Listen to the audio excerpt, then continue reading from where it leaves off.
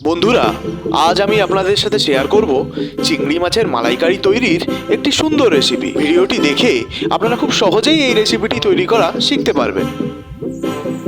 প্রথমে একটি নারকেল কুড়ে সেই কোড়া নারকেলগুলিকে একটি পাত্রে সংগ্রহ করে রাখতে হবে। এবার ওই কোড়া নারকেলগুলিকে গরম জলে খুব ভালোভাবে মিশিয়ে নিতে হবে।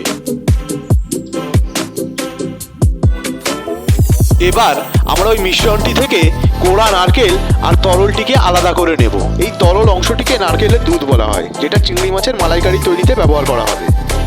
যেমনটা দেখতে পাচ্ছেন, একটি পাত্রে নিয়ে নেওয়া হয়েছে চিংড়ি মাছ, পেঁয়াজ বাটা, রসুন বাটা। অপর একটি পাত্রে নিয়ে নেওয়া হয়েছে লবঙ্গ, দারচিনি এবং লঙ্কা, এবং একটি পাত্রে নেওয়া হয়েছে টক দই। এবার আমরা টক দইয়ের সাথে একে একে লঙ্কা গুঁড়ো, জিরে গুঁড়ো, হলুদ গুঁড়ো, লবণ এবং ধনে গুঁড়ো মিশিয়ে একটি মিশ্রণ তৈরি করে নেব। সাথে পরিমাণ মতো মরিচ গুঁড়ো যোগ করতে হবে।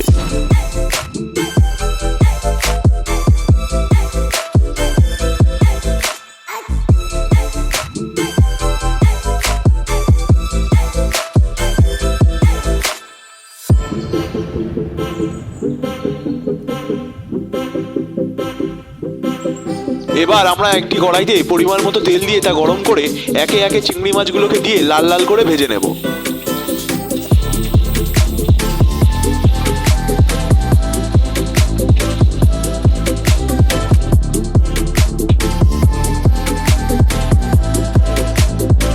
এবার কড়াইতে পরিমাণ মতো ঘি দেব, দিয়ে একে একে লবঙ্গ, দারচিনি দিয়ে দেব।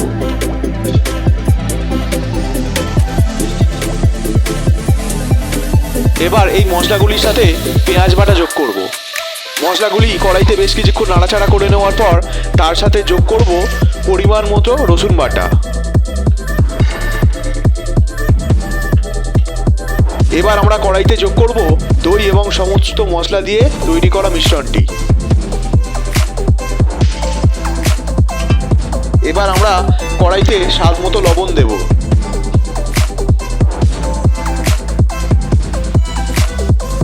এবার আমরা কড়াইতে নারকেল দুধ ব্যবহার করব পেট বরাবর চিড়ে রাখা লঙ্কা, সাথে ভেজে রাখা চিংড়ি মাছগুলো একে একে কড়াইতে দিয়ে দেব।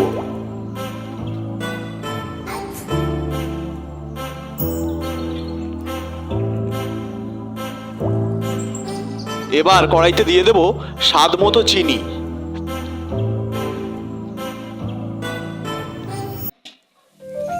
এবার সম্পূর্ণ রান্নাটিকে একটি পাত্র দিয়ে ঢেকে দিয়ে বেশ কিছুক্ষণের জন্য ফুটতে দিতে হবে। ফিরে এলাম ঢাকনাটি তোলার পর। এবার আমরা রান্নাটিতে যোগ করব পরিমাণ মতো গরম মশলা এবং পরিমাণ মতো ঘি।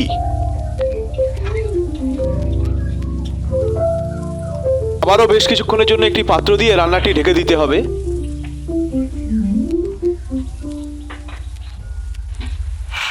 দেখতে পাচ্ছেন আমাদের রান্নাটি হয়ে গেছে। এবার আমরা রান্নাটি নামিয়ে নিলাম।